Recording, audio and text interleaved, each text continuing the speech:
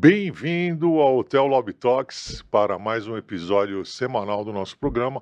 Estamos chegando aí no 16º, 17º episódio hoje e o tempo está passando, o pessoal está gostando e a gente está muito feliz também com o que temos ouvido aí de feedback dos nossos, não é telespectador, né? Fala, Uber, É, você eu tá bom? eu tô bem, Peter. É o pessoal que assiste, os O internauta, internautas, os você, youtubers, você. você que vê aí, gosta de ver essa hospitalidade do nosso lobby aqui nos nossos papos.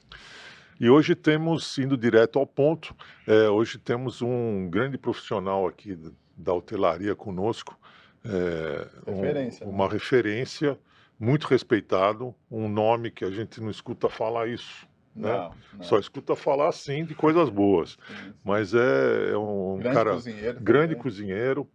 Enfim, Daniel Guijarro, bem-vindo ao Tudo Hotel bem, Lobby Peter? Talks. Tá, muito obrigado pelo convite, Uber. Fomos contemporâneos aqui, né, de Fomos, Accor na época. fomos. Tão feliz em estar te revendo novamente. Legal. E obrigado novamente pelo convite. É um prazer e uma honra estar aqui com vocês. Imagina, nós temos que prestigiar e trazer as pessoas também que têm uma história, têm um nome e tem muito o que passar para nós, né? E muito ensinamento para ser. Mas não é essa a ideia que a gente quer aqui. A gente É. quer um pouquinho disso, mas a Mas a gente gente quer vai falar conhecer mais disso o também, Guijal. claro. Assim, saber que você é um cozinheiro, a gente já sabe que você sempre divulga ali, né, os teus pratos fantásticos, né?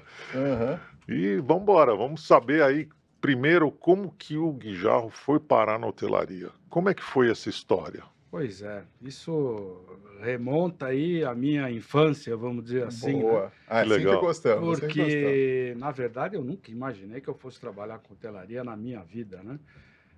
O meu desejo na época de menino e tal era ser médico ou ser veterinário. Então, era assim, né? Que E barato. eu, enfim, fui crescendo e tal, aí eu perdi meu pai muito cedo, eu devia ter uns 11, 12 anos aproximadamente. Aí passamos por um momento difícil em casa, aquela coisa toda. Minha mãe também faleceu alguns anos depois, né? E a gente nunca teve uma família grande aqui no Brasil, né. Eu vi a Ana, por exemplo, você fala com a Ana Biselli, pô, a família dela é uma imensidão, né. Eu não tive essa oportunidade, nós éramos em 3 irmãos, né, meu pai era espanhol, veio para cá, minha mãe, a família também era da França, então a gente cresceu sem saber o que era tio, tia, avô, avó, aquelas coisas todas, né. Mas enfim, quando meu pai morreu, eu talvez pela perda, fiquei meio revoltado, minha mãe me colocou num colégio interno, 3 anos de colégio interno, né, em Campinas. E isso, foi assim um choque para mim, e quando eu saí de lá, um amigo, que era um amigo dos meus pais, me convidou, assim, por acaso: "Ah, você não quer vir trabalhar comigo?". E ele trabalhava numa agência de viagens na época do Banco Nacional, Ah, Nacional Turismo. sim, Então Olha ali só. nacional que turismo. tudo começou, entendeu. E naquela época, estávamos na época, assim, que não tinha abertura, não tinha nada, não sei o quê, então para comprar uma passagem aérea você pagava lá uma entrada de 20%, né, e o restante dos 80% era um tal de financiamento IATA que tinha. Não sei se vocês se lembram disso, faz Sim, tempo, hein. sim, sim. E aí o que que aconteceu? Essa empresa, que era ligada ao Banco Nacional, era do Banco Nacional, ele vendia um negócio chamado, contrato de financiamento turístico, que na verdade Nossa. financiava os 20% de entrada, Tá. entendeu? Mas não tinha correção, não tinha nada, ou seja, era um negócio bom para o banco, mas não para quem consumia, né. E foi a minha experiência com turismo, minha primeira experiência com turismo. Depois saímos de lá, a equipe toda, porque era um negócio tipo venda de lista telefônica, era um negócio pesado. E a gente vendia para pessoa física, né. Uhum. Aí nós fomos para as Américas Turismo. E ali começou a minha vida no turismo, e eu não saí mais dessa vida. O Sim. fato é que eu acabei estudando turismo, fiz um colégio técnico, fiz faculdade, etc, etc. Trabalhei muitos anos, eu acho que o primeiro trabalho de forte, efetivamente, foi na Avis, na época, era uma multinacional Sim. aqui, né? Fiquei, acho que uns 4, 5 anos lá. E aí, na sequência, começou alguma coisa com hotelaria e nunca mais eu saí, né? E passei aí, tive várias oportunidades, trabalhei com hotéis muito importantes numa determinada época. Talvez você se lembre, tinha uma empresa chamada BHB, Best Hotels of Brazil, que Sim. congregava os hotéis, principais Sim, hotéis de uma época luxo, muito vamos dizer legal. assim, do Brasil. E ali eu fiquei muito tempo, né? Eu tive uma passagem lá rapidinha, depois eles acabaram fechando o escritório, aí me chamaram de novo e eu fiquei lá 5 anos. E ali começou a minha trajetória com hotelaria, né? Legal. Aí depois disso eu trabalhei com hotelaria independente, trabalhei com várias redes, grandes redes também, e eu sempre tive a vontade de ter um voo solo, né? Sempre, sempre, sempre, sempre. Falei, puxa, um dia eu preciso passar um pouco do meu conhecimento para outras pessoas, né? Sim. E isso é uma coisa bacana, porque até hoje eu tenho pessoas que começaram comigo, por exemplo, que hoje estão bem por aí, que se encontram comigo em feiras ou em qualquer outro lugar, e Legal. comentam, poxa, você foi meu professor, você foi muito importante na minha carreira. Aí aquilo foi me marcando, eu falei, eu vou passar a fazer consultoria, né? E estou nessa vida e estou feliz com isso. Que legal. Você falou que tua ascendência é espanhola. Sim, sim. E toda ela, dos dois lados? Não, por parte de pai. Tá. Né? Por parte de mãe são franceses e austríacos. Olha, então que vai legal. vendo a saladona que é aí, né? Mas minha mãe já nasceu aqui no Tá. Brasil. Salada maior que a minha não é. Você viu o carro de cigano parado lá embaixo? Não É reparei, meu, não. é É uma, teu? uma carroça Pô, de cigano ali, vou é até minha. ver, então eu vou reparar. Que eu tenho ascendência italiana, tcheca, Ah. armênia, russa e tem mais alguma coisa que não é comprovada. Minha avó falava, não vou falar porque não tem comprovação, mas já tem 4. documento, né? Mas é engraçado a minha assim, porque enfim, meu pai era artista, né? Mas naquela época não tinha televisão, não tinha nada, né? Sim. Tinha um rádio no máximo. No máximo, e ele era tenor, né? De Ah, ópera que e legal. tal, e era um artista lírico lá na Espanha e tal, e aí ele veio para a América do Sul, para cá, para fazer uma turnê aqui, por conta, até saindo das guerras ali, e meu avô tinha uma loja, meu avô por parte de mãe, né? Tinha uma loja aqui em São Paulo, e a loja dele ia fazer 100 anos, vai vendo. Bom, cara, loja do quê? Naquela época. Era uma loja de lãs e linhas, né? Tá. Casa Genem e tal. Que legal. E aí ele contratou meu pai para fazer uma temporada aqui em comemoração ao aniversário da loja. Aí meu pai conheceu minha mãe, acabou casando com ela. Bacana. E aqui estou eu. Poderia ter nascido na Argentina também, tá certo? Por conta disso. Pô, ainda bem Mas que você nasci nasceu aqui, aqui. Perdão. Hermanos. Mas é isso. Nada é isso. pessoal. É. Que legal, que bom, que história, não conhecia essa história bacana, tua aí, né? muito Bacana. legal. E aí esse lado cozinheiro teu veio, consequentemente, por parte da Espanha ou da parte da mãe? Olha, na verdade, Ou nenhum foi dos dois. assim, foi um estalo de repente, né? Porque minha mãe cozinhava, tal, mas ela não era alguém que assim tivesse prazer em cozinhar, não. Ela cozinhava bem, né? Tem coisas que eu me lembro, assim, aquela memória afetiva, né, que a gente tem. Mas meu pai morreu muito cedo, né?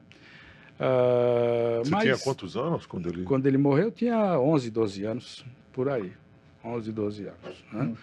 Então, e minha mãe morreu, creio que uns 9 anos depois, aproximadamente. Mais ou menos isso. Tá. E eu era o mais velho, 2 irmãos, então foi um momento, assim, difícil da vida. E aí, de repente, eu comecei a me interessar por cozinha, né? a primeira vez que eu fui me aventurar a fazer chá, para você ter uma ideia, eu achei que fosse que nem café. Então eu coloquei não sei quantas colheres de chá ali, entendeu? Ficou um extrato de chá que eu tive que pegar tudo quanto era jarra que tinha em casa para ficar colocando água, né? Mas eu nunca me esqueci disso, você veja, né? Eu cheguei a morar sozinho também, então aí você tinha que se virar. E depois eu acho que a própria influência em trabalhar em hotelaria e você conviver, né, com chefes, com cozinha, com hotéis, tal, aquilo me trouxe uma gana, né, de aprender um pouco mais, mas eu me considero um cozinheiro assim de fim de semana, não, nada profissional. Muita gente me fala, você tem que abrir teu restaurante, Não, você não tem que abrir faça meu isso. restaurante, mas Fica assim não, como não, você eu tá. quero ficar do jeito que eu tô. Exatamente, né? Se aventura na cozinha, É né? isso Mas aí. não fica, É né, isso aí, querendo exatamente. fazer algo É assim. um mercado muito difícil, né?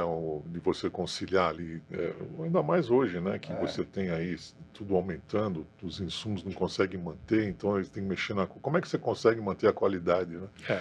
Com todos esses desafios que nós temos. E Daniel, você começa em agências. E foi muito bacana você contar aí, porque muitas pessoas não fazem ideia, né? Imagina, um contrato de financiamento turístico. Imagina a engenharia financeira disso, Não, né? na verdade era muito simples, né? Porque era bom para o banco, né? Entendeu? Porque se você depositasse todo mês aquilo que o contrato te dava, você depositava na poupança, você pelo menos tinha um rendimento, né? Sim. E ali eu passei algumas situações assim inacreditáveis, né? Para você ter uma ideia, tinha um grupo de telefonistas que Sim. marcavam as entrevistas para você, Sim. né? E aí você chegava lá, pegava as fichas de quem você tinha que visitar. E aí eu peguei uma ficha e fui lá visitar, e era um cirurgião dentista, né? Aí eu cheguei, eu tinha recepcionista lá, eu falei, bom dia, eu tenho uma entrevista aqui com o senhor fulano de tal, doutor fulano de tal. Ah, pois não, só um minutinho, até aí tudo normal.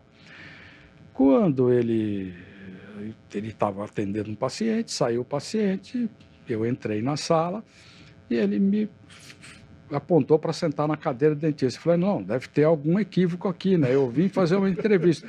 O cara ficou bravo comigo, queria me cobrar consulta. Então, histórias assim daqueles tempos, né? Não teve nem a passagem. Nada, saí de lá assim, quase que você sai com correndo. uma conta do dentista, Quase que eu saio com uma conta, né? Ainda bem que não arrancou um dente. Ainda bem, né? E aí, como é que você chegou na Cor? Você passou pela Cor e ficou bons anos lá, né? Sim, fiquei. Eu tive 2 passagens pela Cor, na verdade.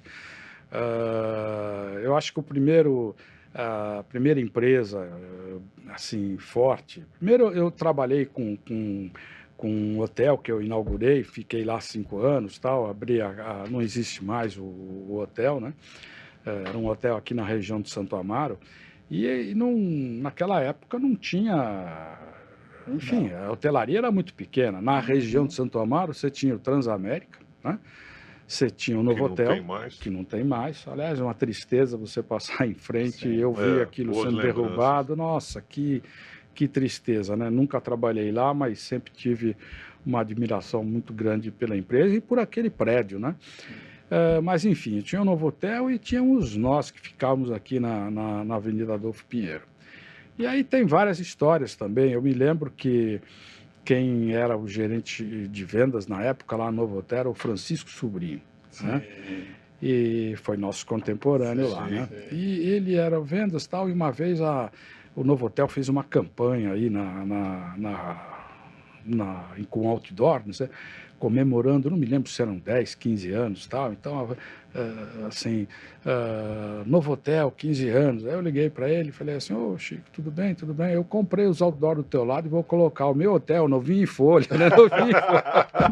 Então, histórias assim da hotelaria. Mas de lá, eu fui chamado novamente para o BHB, lá fiquei 5 anos, e aí que começou a minha vida mais assim com hotelaria de ponta, que eram os hotéis que faziam parte do BHB. Quais eram os hotéis, você lembra? Ah, lembro de vários, assim, não vou me lembrar de todos, mas éramos, por exemplo, aqui em São Paulo era o Cadoro, né? Cadoro. No Rio era o Rio Palace, depois virou... não, mas antes ele saiu, depois, num determinado momento, entrou o Copacabana Palace no lugar. Em Recife você tinha o Recife Palace, em Maceió você tinha o Jatiuca, tinha o Salinas de Maragogi, tinha aqueles hotéis de Angra, o Hotel do Frade, que não existe mais, hoje lá é o Fasano, né? Tinha o Porto Belo também naquela região.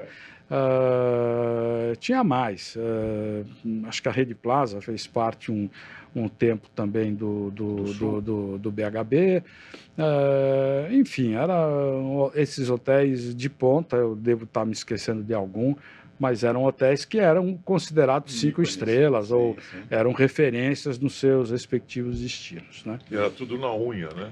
Tudo na unha.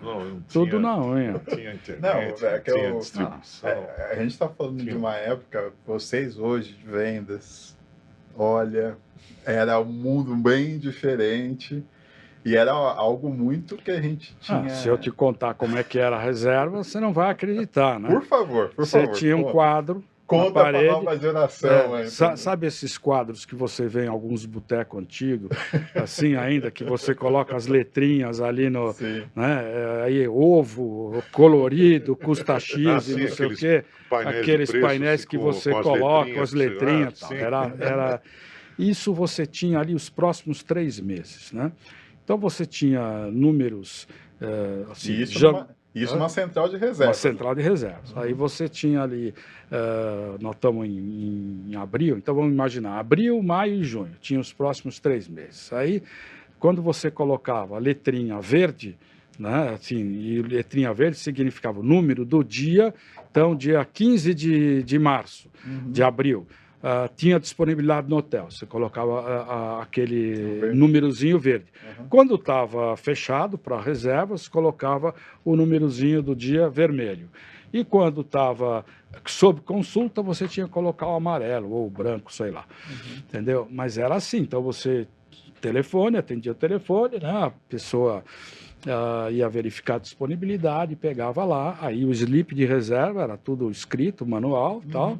Aí ia para um escaninho, do escaninho ia para a Telex, gravava o Telex e aí mandava tudo por Telex. Então, essa era a central de reservas, né? E companhia aérea também não devia ser muito diferente disso, não, entendeu? Tinha muita diferença. Então, você pega hoje, né? Pelo amor de Deus, quer dizer, e eu estou falando que assim, não tem tanto tempo assim, né? Para a gente falar assim em termos de velocidade de desenvolvimento, pelo amor de Deus. Mas a gente está num momento aí que a velocidade está cada vez maior, né? E aí dali do BHB eu tenho a impressão que eu fui para Praia do Forte, tá? Fiquei lá 3 anos na época do Klaus, tive o prazer de trabalhar com ele, era um visionário, né? Era impressionante a visão que ele tinha, o que ele fez ali.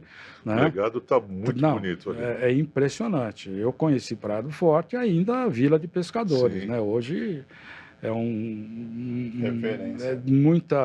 muito diferente do que era. Virou um destino e tal. Mas ali eu fiquei 3 ou 4 anos, né? Eles tinham um escritório aqui em São Paulo. Eu cuidava da operadora, que eles tinham uma operadora, né? Que vendia os próprios pacotes da Praia do Forte. E tinha a parte comercial do hotel, que eu cuidava também, juntamente com a Maria Helena, que está lá até hoje. Né? Mas foi um prazer trabalhar lá, e foi ali que a gente começou a fundar a Associação Brasileira de Resorts Brasil, né? Entendeu? E eu fui naquela época, eu fui o primeiro presidente, depois eu tive 2 mandatos, tive um segundo mandato lá. E puxa, falar da Resorts Brasil hoje, o que foi na nossa época, quando a gente fundou, isso começou a ser discutido em 2000, então lá se vão aí 25 anos, né? Ela, assim, formalmente, ela nasceu em 21, né? Não sei se eu posso me estender um pouquinho nesse tema aí, mas é uma história interessante e eu tenho muito orgulho de ter feito aquilo que a gente fez, porque a gente vê o que é a Resorts Brasil hoje. É um negócio que você, o Marcelo e a Ana, o trabalho que eles estão fazendo é fenomenal, fantástico, né?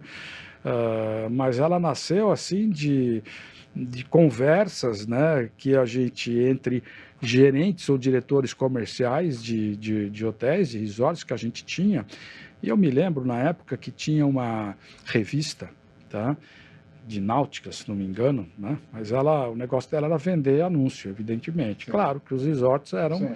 uma possibilidade. Aí o camarada que representava a revista virava para mim, por exemplo, vinha me visitar no Praia do Forte e falava, não, porque esse hotel já compraram, né? E aí eu ficava, tá bom. Aí eu ligava para alguém, que nem sei quem é esse cara, não sei o quê. Então, a estratégia de vendas deles era essa, dizendo que o teu concorrente tinha comprado para ver se o cara vendia e tal. E aí a gente começou a conversar. Não somente isso, né? Mas teve também a questão de que naquela época muita gente começou a usar o nome resort, né? Sim.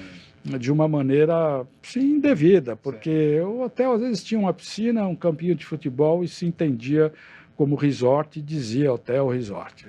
Então a gente entendeu que seria importante conceituar o que era resort e capacitar o agente de viagem na época em relação a como vender resort. Foi assim que o negócio nasceu. Parabéns. Nós fizemos um primeiro evento no Hilton, São Paulo, na época era no centro da cidade ainda, isso foi em 2001, se não me engano. Uhum. Esperávamos 600 pessoas, tivemos quase 1.000 na época. Né?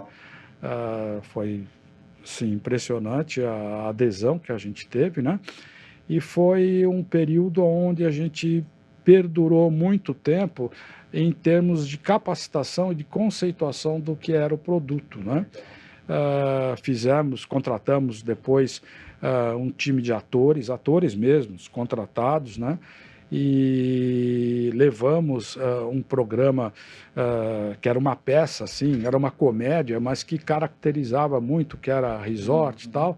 Levamos isso para a Argentina, para o Chile, para Portugal, né? Fizemos vários eventos. Esse foi o início da entidade, né? Não tinha presidente executivo como tem hoje, não tinha diretor, era tudo no braço da diretoria que fazia parte, né? Naquele momento, né? E assim começou. E aí, Daniel, não cortando seu raciocínio, mas até falando, porque uma das coisas que eu, até mesmo o Peter fala muito assim, esse poder de união mesmo, né? E você, como ali um fundador de uma associação, qual que é a importância do poder associativo mesmo, de ter essa união para a evolução do setor, né? Porque a gente ainda vê que ainda as pessoas às vezes são resistentes, enfim, mas você está falando aí de um case que é muito importante, que realmente ajuda a melhorar, né? Qual que é a importância de se associar, de se unir? É fundamental, tá? A primeira preocupação nossa, porque eu era, na época de Praia do Forte, eu era um gerente geral de vendas, eu não era diretor nem nada, tá certo? Uhum. Você tinha, a maioria das pessoas que faziam parte, que foram fundadores, eram de áreas comerciais. Sim. Então, a primeira preocupação que a gente teve foi de envolver os acionistas, os donos, né? De chamar eles para o jogo. Porque o negócio não era para a gente, era para eles, sim, tá certo? Então, isso foi fundamental. E aí, respondendo a tua pergunta de importância, é fundamental. Agora, você entra, você tem que saber que você tem trabalho a fazer, tá certo? Quer dizer, você vai trabalhar em prol de uma causa, em prol dos interesses de uma coletividade, né? Então, esse é o ponto. E tem gente que fala, bom, mas tá bom, eu quero me associar, mas o que eu ganho com isso? Melhor nem entrar, entendeu? Melhor nem entrar, porque não é assim que a coisa funciona, né? Exatamente, quer dizer, ele está olhando talvez o lado dele, né? Mas não é isso, você tem que olhar o lado coletivo, né? Isso é muito importante. E aí, o grande exemplo disso, você tem aí a Resorts Brasil, você tem o FOB, sim, quer dizer, veja o que eles representam hoje, o trabalho que está sendo feito em Brasília, junto ao governo, junto a qualquer órgão público, quer dizer, você tem por parte do poder público e também por parte da iniciativa privada, o reconhecimento da importância de entidades como essas duas que eu estou citando aqui. Poderia citar outras, mas Claro. essas duas que eu acompanho muito e tive uma convivência forte com elas, elas são fundamentais. Hoje isso não tem mais retorno, não tem volta, né? Então, toda a parte hoje que é desenvolvida de conhecimento, de estatísticas, de dados, né? Quer dizer, quanto vale isso, tá certo? É um negócio impressionante. Eu complemento aí com umas outras duas também que existem, né? Que é a BH Nacional. Sem dúvida. Aliás, o Baixinho começou esse novo momento da BH, que até a entrada dele nunca tinha ido a Brasília, nunca tinha se misturado ou feito lobby, né? E é louvável, muito louvável esse posicionamento. E a Federação Brasileira de Hospedagem e Alimentação sem dúvida também, nenhuma, Alexandre Sampaio. Né? Que também tem feito aí ligado à CNC. Que os dois, Hoje, na verdade, fala-se muito em G20, tá certo? Exatamente. Quer dizer, G20, então, não é só eu falei dessas duas porque eu convivi com elas e tive participação. Não, só aproveitando que mas você está coberto de razão, a BIH tem uma importância grande. É isso. Que legal. E aí de lá eu tive uma rápida passagem pela Blue Tree, na época ela tinha 3 hotéis que eram ligados, que eram aquela Blue Tree Park, né? Que era Cabo de Santo Agostinho, Angra dos Reis e Brasília. Né? E de lá eu recebi um convite para ir para a Cor, né? E até tem uma passagem engraçada que eu vou contar aqui para vocês, porque na Cor eu fui convidado pelo Estevão, na época, que era um diretor de vendas que tinha ali, né? Na Accor, e ele me chamou num canto, numa feira, tá? Ou até num evento, não me lembro agora, mas ele, pô, você não quer vir bater um papo conosco, tal, não sei o quê, tal, Sauípe, não sei o quê. E Sauípe, lá o Sofitel passava por alguns momentos difíceis ali, né? Você lembra bem, você era dessa época, né? Era desafiador. Eram 2 ainda, né? Eram 2, né? Aí eu falei, não, tudo bem, vamos lá, né? Aí marcaram uma reunião, uma entrevista para mim, comigo, lá no Sofitel, que era na Sena Madureira, né? Aí eu estou imaginando que eu ia ter uma entrevista com o Paulo, né? Que era o Paulo Salvador, que era o responsável era o vice-presidente de vendas e tal. Cheguei lá, tinha 5, 6 pessoas numa sala. Eu tomei um choque. Aí a primeira reação que eu tive, eu olhei, estava lá Bonadona, estava lá Nagy, que era o diretor da marca Sofitel, estava o Paulo e o Estevão, estava o Carron, que era o gerente geral na época lá de Sauípe, acho até que tinha mais gente nisso. Eu olhei para aquilo e falei, isso aqui... Aí a minha reação foi assim, posso pelo menos tirar meu paletó? Aí tirei meu paletó, pendurei na cadeira. Frouxou a gravata. E fiquei lá 4 anos, foi um momento... espetacular para mim, um momento muito feliz e muito bom da minha vida. Eu tenho saudades dessa época. E o escopo maior era Sauípe? O escopo maior era Sauípe, mas eu cuidava de toda a área de lazer da rede, né? Mas quem pagava o meu salário era a Sauípe, né? Até que também a Accor não tinha tanto empreendimento de lazer. Não, era a Sauípe, era o único. Era o único. Depois veio o Sofitel Guarujá, Era exatamente isso que eu ia falar. Depois veio o Muro Alto, que foi uma... o Muro Alto teve essa passagem, eu cheguei a ver, enfim, mas eram coisas assim... O negócio da Accor, e era muito complicado naquela época, porque o segmento de lazer, apesar dos resorts já estarem num desenvolvimento bem razoável, né? Mas o negócio da Accor era muito focado no corporativo, né? Hoje é que você tem vários produtos dentro da Accor de lazer, você tem o Novo Hotel Itu aqui, né? Você tem outros produtos, mas, na verdade, a Accor acabou resolvendo sair lá da administração dos hotéis de Sauípe. Accor e todo mundo, praticamente. Aí eu saí, mas isso é uma história que depois eu conto em outra oportunidade, porque é uma história longa, né? E saí de lá e fui para Bourbon. Lá eu fiquei 4 anos também, né? Aí saí da Bourbon para voltar para a Cor, me convidaram, né? E aí eu entrei como diretor de vendas, tal, cuidava da América Latina, fiquei uns 3 ou 4 anos lá, e aí é que eu comecei a pensar no meu voo solo, já desde aquela época, né? Apesar de ter passado por outras redes, tal, mas eu sempre tive esse pensamento, né?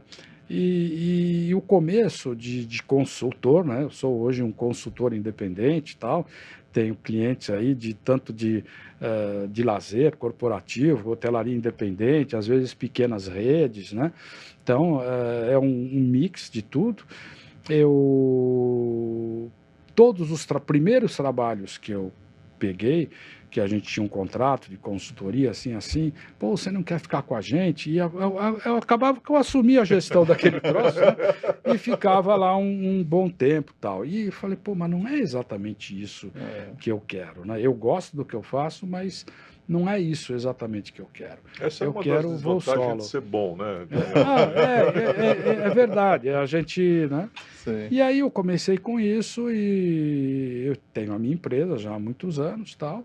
E um belo dia me liga o Rubens Regis. O Rubens né? Regis. Trabalhou anos no Costão, né? Anos do Costão, foi um dos fundadores da Resorts Brasil, junto comigo. Sim. E com outros, né? Tinha Zubaran, Vitor Manjares, que era do Super Clubs, a Heloísa Praz, que era da Blue Tree, quer dizer, tinha um grupo, estou me esquecendo de alguém, desculpe, mas Tranquilo. faz parte, né? Faz parte. E aí enfim, perdi um pouco. Consultor, como consultor, né? Você ia como consultor e o pessoal acabava ficando tal. Só que E aí me liga o Rubão, estava no Rubão. Me liga o Rubão, eu falei, pô, Daniel, eu estou me aposentando aqui. E eu já estava aposentado também, né?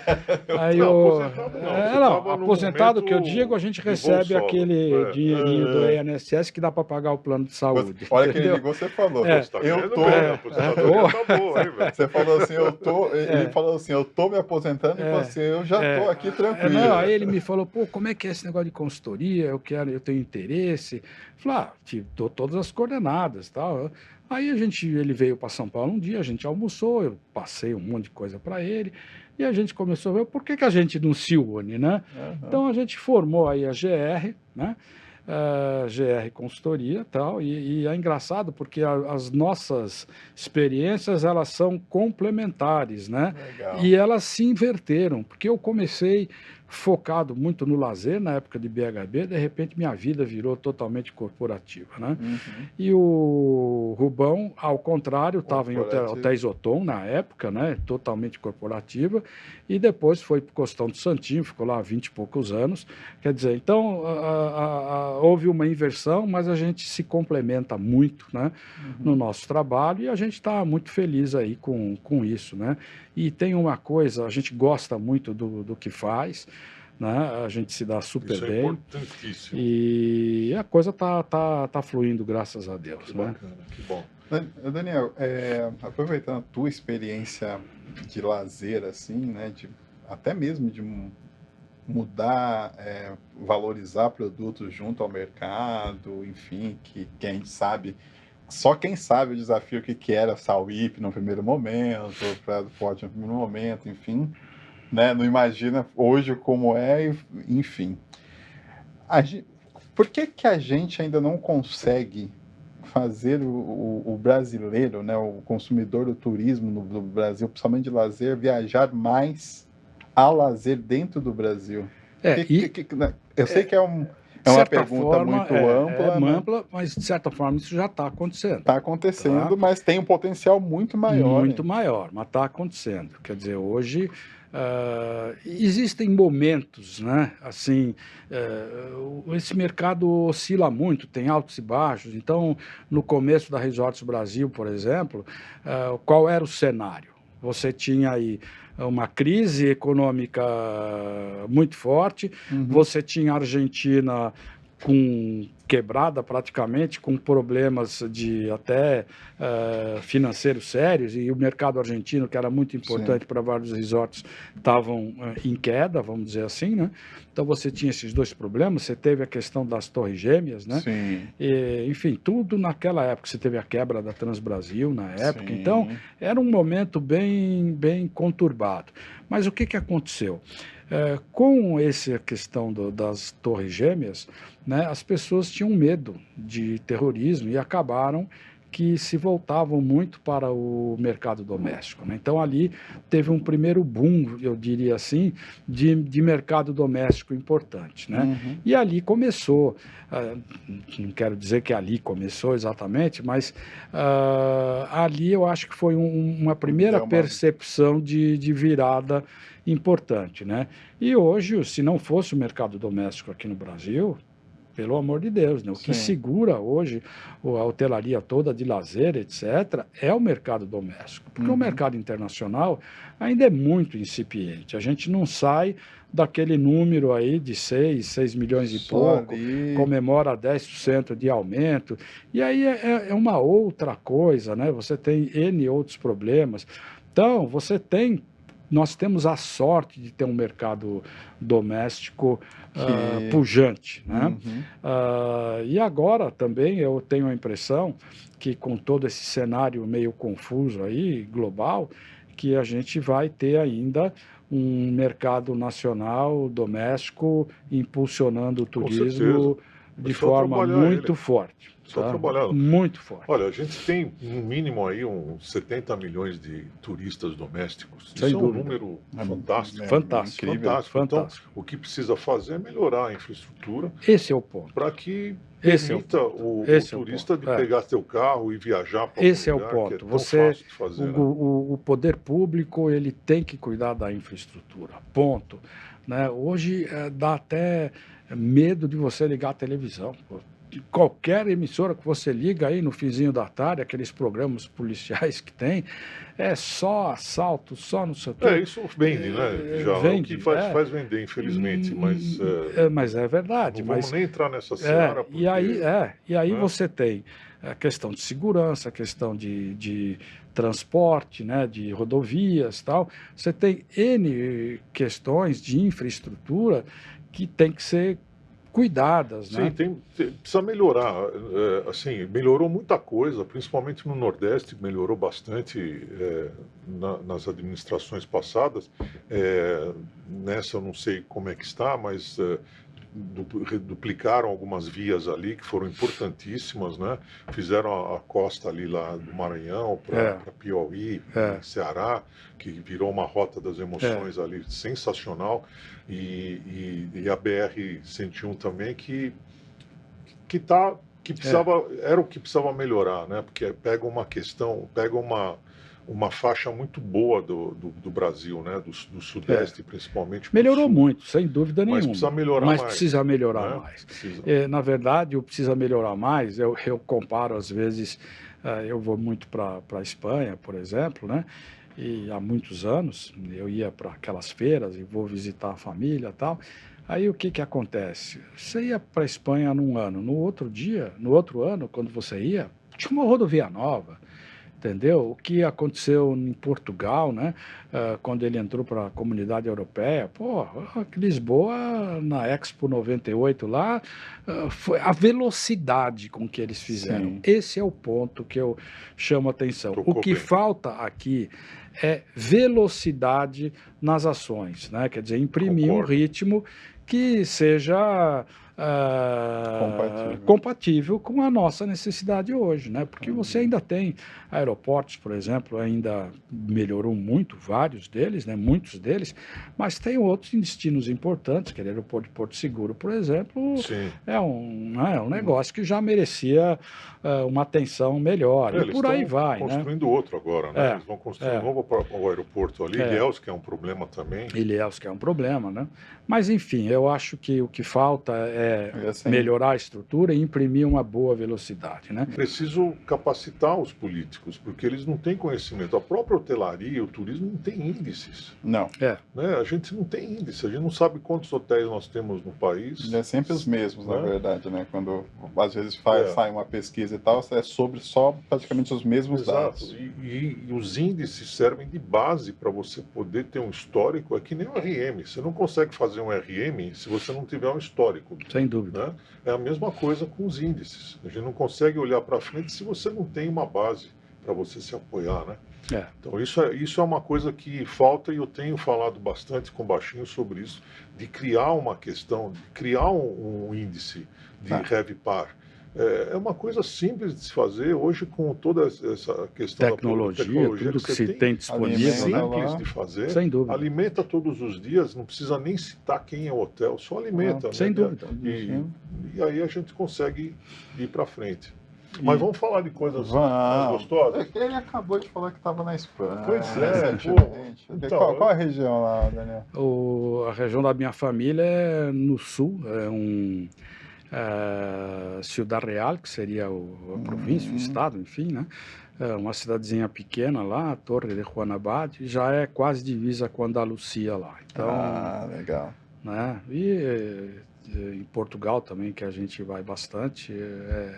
Portugal, Lisboa mesmo também? Lisboa, tudo Cascais, pertinho ali, tal, né? tudo pertinho, e aí vai, né? E aí quando você vai para lá, imagino que se come muito bem, né? Muito. Ali é impressionante. E né? vinhos maravilhosos. Né? Vinhos maravilhosos, nem se fala, né? Vinhos maravilhosos, vinhos espetaculares. E baratos, né? Assim, baratos que eu digo, acessíveis. O barato dá a impressão de que é um vinho que não é bom. Não, pelo contrário, ali você tem vinhos excelentes a ótimos preços, né? Algum que você queira recomendar? Olha, tem muitos. Vamos aproveitar, vamos aproveitar. Pega papel e caneta. Tem vários, mas é o tal negócio, né? Tem alguns vinhos que são, mesmo para os padrões europeus ali, são muito caros. Então, por exemplo, um que eu gosto bastante, que é caro, inclusive lá, um português, né, por exemplo, é o Peramanca. Né? Mas o Peramanca é um vinhaço, né? É um negócio que... Qualquer safra. Qualquer safra, né? Hoje aqui ele é vendido a R$4.000, até 4.000 e pouco, né? O tinto, o branco é 700, 800 reais. É muito dinheiro para uma garrafa de vinho. Lá também é um vinho caro, é um vinho que deve custar aí hoje uns 150, 170 euros, coisa que o valha lá direto na vinícola, né? Eu prefiro comprar vinhos mais acessíveis, né? Que, para os padrões do dia a dia europeu também são relativamente altos, mas qualquer vinho aí numa casa de 35 euros, e não é que isso seja assim a partir de, não, você tem vinhos bastante acessíveis por 5, né? Mas esses vinhos são vinhos muito renomados aqui, né? Tem um vinho espanhol, por exemplo, que eu gosto bastante e que eu compro quando eu vou para lá, compro no mercado, ele custa 15, 16, 17 euros, é o Marquês de Riscal. É um vinho, é um riojano muito bom. Aqui custa R$400 uma garrafa desse vinho. Então, a minha mala, nas épocas de feira, por exemplo, ia com folheto e voltava com vinho. É uma excelente Você tem aquela mala aqui só para vinho ou não? Não, eu acabo colocando dentro da minha mala, mas eu sou especialista nisso, sou bom. Entendeu? Nunca perdi uma garrafa de vinho. Que maravilha. Esse é o ponto, né? Então, a gastronomia lá é um negócio impressionante. Esse é o Marquês de Riscal? Marquês de Riscal. Comprou aquele Marquês de Riscal bacana, qual que é o prato? Tem vários, eu sei que você vai falar que tem vários, Poxa mas vida, vamos lá. Olha, eu gosto muito de fazer paella, por exemplo. Sim, né? Tanto da valenciana, ou de frutos do mar e tal, mas eu sou meio eclético, né? Eu me aventuro em várias direções aí. Por favor. Qual que é o prato que você mais gosta de fazer? Eu gosto muito de fazer a paella, como eu disse para vocês. Gosto muito. Eu grandona. tenho 8 paelleiras em casa, assim, para vários tamanhos, né? De vários tamanhos. Você faz catering também, não? Hã? Faz catering? Não. Já me sugeriram, né? Mas eu não faço, não. E... para os amigos e Eu família. vou fazer um evento qualquer Muito dia. bom. Já, os pensar amigos nisso. faz uma paisona e vamos embora. E... O lugar eu arrumo. Opa! E aí você tem... eu sou um grande seguidor de receita, né? Legal. Então eu vejo alguma coisa que eu gosto, eu falo, pô, isso aqui é interessante. Aí eu acabo que eu vou fazer. E a gente acaba inventando algumas coisas, né? Bacana. Mas E tem alguma carne, história peixe... assim, da parte gastronômica, que você, por exemplo, você foi cozinhar e fez a receita, aí foi excelente, tudo bem, mas pô, deu errado, e aí todo mundo teve que comer. Isso Teve a alguma rede coisa social assim? não mostra. Acontece, né? Acontece, claro. Tem né? alguma história aí pra Mas gente? você sabe que o meu senso crítico é muito forte, né? Então, quando o negócio não ficou assim como eu queria, Desandou. eu já canto logo. Eu falo, ó, putz, não ficou como eu quero, né? Pô, mas tá ótimo. Eu falei, tá ótimo para você, para mim não tá, né? Então a gente tem um senso que, pô, já fiz melhores, né? Então isso aí acontece também. Mas de ser uma tragédia, por exemplo, como você está colocando, mais ou menos por aí, nunca Que bom, aconteceu. que bom. Né? Que bom.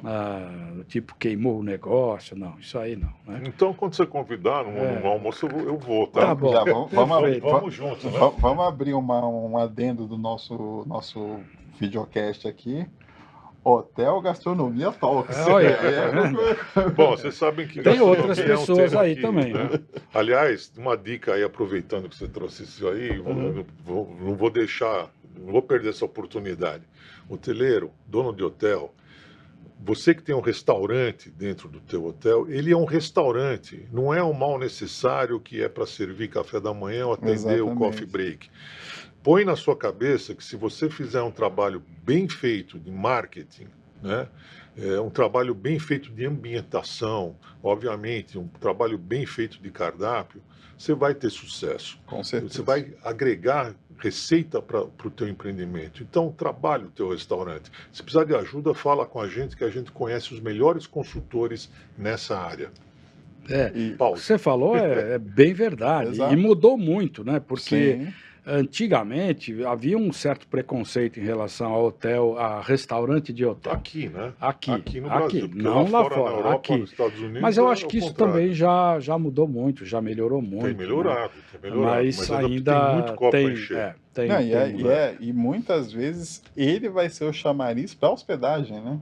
Já existem hotéis que, na você verdade, você tem um restaurante com um hotel em cima, né? Já temos até embaixo, isso aqui, né? o hotel embaixo. O nosso maior case de restaurante, o hotel está embaixo, né? Que é o Sky lá do querido Emanuel. É verdade. E pessoa vai para a Espanha ou vai para Portugal? Primeira vez, está viajando, enfim. Quais são os lugares que você recomenda que a pessoa conheça?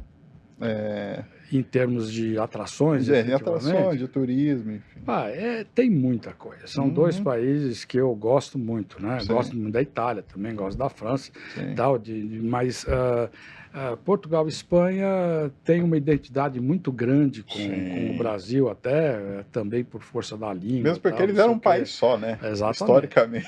E aí você tem, por exemplo, Lisboa, que é uma cidade maravilhosa, você tem o Porto, tal, você tem Cascais, que é ali do lado de Lisboa, você tem o Estoril, você tem as cidadezinhas ali onde tem o palácio, como é que é o nome ali? Bom, eu vou me lembrar já, mas você tem muita coisa ali boa, inclusive de cidadezinhas muito pequenas, né? Se você faz o trajeto lá entre Lisboa e Porto, você tem lugares assim fantásticos, né? Que são cidades imperdíveis, cidades muralhadas, tal. Você tem coisas maravilhosas. Na Espanha a mesma coisa, e com coisas totalmente diferentes, né? Se você pega a região de Madrid, por exemplo, Madrid é uma cidade pujante, é um negócio de uma vida espetacular. Sim. Já Lisboa é mais tranquila, mas também já mudou muito, né? Aí você tem Barcelona, que é completamente diferente de Madrid. Estou falando das grandes cidades, né? Poderia aqui está falando de cidades menores, mas tem muita coisa. E Granada, muita você coisa. conhece Granada? Conheço, Granada fica no sul ali também, né? Meu pai chegou a gravar aquela música Granada, Terra, eu tenho isso ainda, eu fiz um CD com alguns discos que eu tinha dele, que eram aqueles discos de rotação 78, Sim. né? Tinha alguns que eu acabei doando todos ali que eu tinha aqui, para uma espécie de um museu. Tem uma sala lá na cidade dele, no Pueblo, que tem enfim, dá uma sala para o que seria um museu e tal. E tudo que eu tinha aqui levei para lá, né? E doei. Mas tem muita coisa boa para... Que legal, que coisa boa. Para ver e para comer e tal, né? Tem lugares que eu gosto muito, né? E sempre tem coisas novas, né? Mas ali tem coisas muito tradicionais que duram uma eternidade, que estão lá, que continuam, né, fazendo sucesso e continuam excelentes, continuam bons, né? É isso, mas é muito bom. Bacana. A gente está caminhando para o final, né? Sim, vamos falar um pouco de legado? Vamos, por favor. E que está ligado com o sentido da vida, né? Exatamente. Então, Guijarro, qual que é o sentido da vida para você e o que você quer deixar de legado, assim, do teu trabalho, da tua vida, dos teus pensamentos? Eu tenho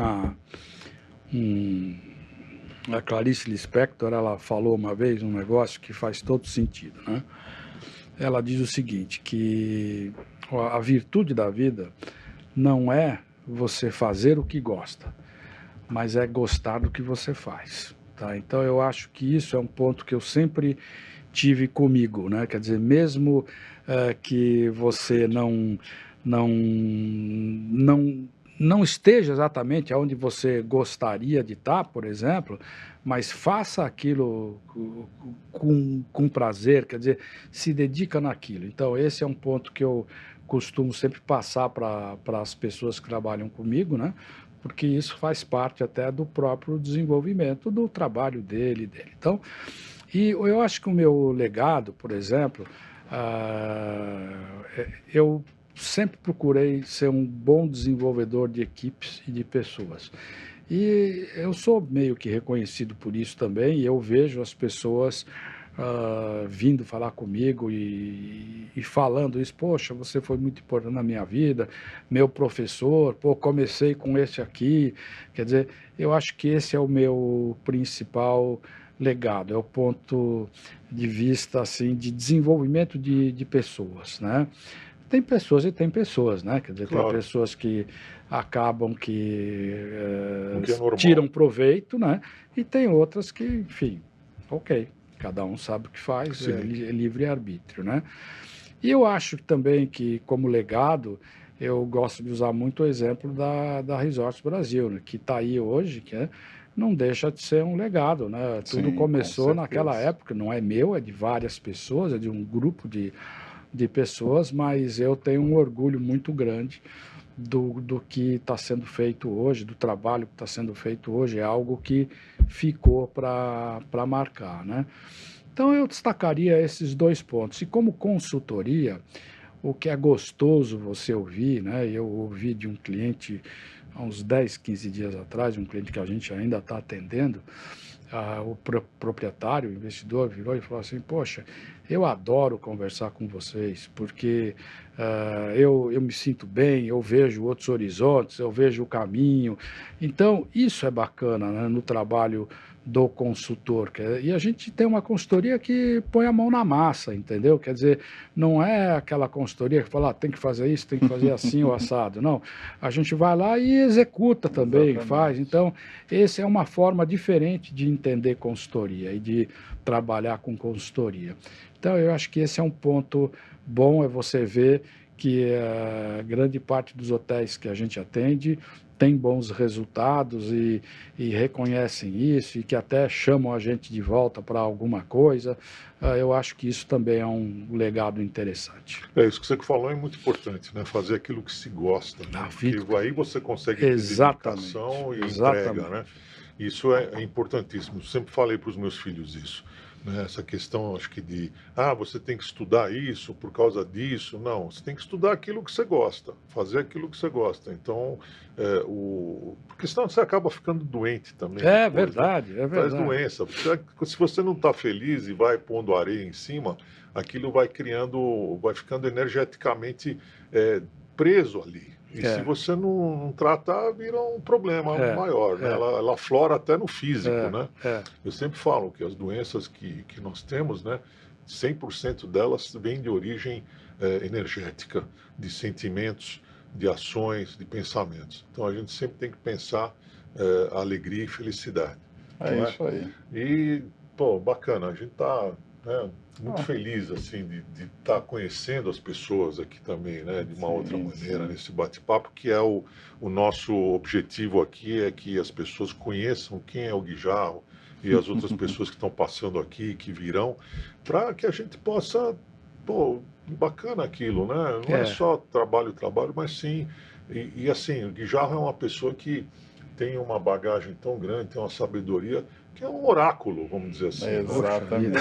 Tem uma que história. ser usado, tem que ser aproveitado. A gente não nasce sabendo, a gente aprende durante a vida, e quanto mais a gente vive, mais a gente aprende. Você falou do livre-arbítrio também, das pessoas que são assim, o assado. O planeta Terra é uma escola. As pessoas vêm para cá para aprender. E cabe a elas aprender ou não. É que nem quando você vai para uma universidade. Se você é um bom aluno, se você se dedica, você vai ser um bom profissional, você vai finalizar aquilo de uma maneira boa. Agora, se você leva na esportividade, num caso, você vai ser mais um. Né? Verdade. E é isso. Gostou de estar aqui no nosso Muito, lobby, sem dúvida nenhuma. Hablando bastante. Hablando bastante. Hablando. Mas é o 17º, A gente não né? falou de charuto, né? Você é um esse charuteiro, é um né? Charuteiro, também, né? Tá, os grandes almoços terminam assim com um charuto bom, e um conhaquinho, Pô, alguma demais. coisa assim. Que bom. É muito E você bom. tem preferido aí os cubanos, ou do Caribe ali? Porque República Dominicana... São todos bons, né? São bons, A verdade é que são bons. Mesmo os brasileiros, Os brasileiros você são tem muito bons. Mas os cubanos são excelentes, né? Mas você sabe que eu tô meio patriota ultimamente, né? Com os brasileiros. Tem coisa muito boa aqui. Eu tenho falado assim, o investimento que eu vou fazer no meu país. Vou comprar o brasileiro. E você falou do charuto, mas voltando àquilo que eu gosto também, e você também, vinho. Os vinhos brasileiros hoje, poxa, você tem vinhos excelentes, né? E feitos em regiões que os brasileiros surpreendentes. Na Bahia, por exemplo, tem vinhos sem muito dúvida. bons. Hoje tem até Minas está produzindo vinho. Minas, São Paulo, Brasília, São Paulo você Goiás. tem vinhos espetaculares. Goiás tem produção lá de vinho, né? O Sul, claro, é o carro-chefe, sem dúvida nenhuma. Incrível. E o Sul não se resume mais à Serra Gaúcha, né? Você tem Santa Catarina produzindo ótimos vinhos, você tem uma quantidade de vinícolas novas que surgem aí, pequenas, né? De alta qualidade. O que falta para a indústria vinícola no Brasil é mais união também. E brigar por taxas e subsídios para poder ser competitivo. Exatamente. Né? Porque não dá para competir com um vinho que é exportado do país de origem por €1, ou por $1, ou por peso não dá para falar, né? Mas $1, vamos falar no dólar, né? Então, outra dica aí, né, Uber? E um case também vocês aí, do pessoal do mercado do vinho brasileiro, um case da Resorts Brasil, que eu acho que é um case bacana, que eu sinto muita falta disso, dessa aproximação com o mercado, de estarem juntos divulgando o produto para o mercado interno. Verdade. Eu até acrescentaria os queijos também nisso, tá? Hoje o Brasil tem queijos assim de excelente qualidade, né? E por aí vai.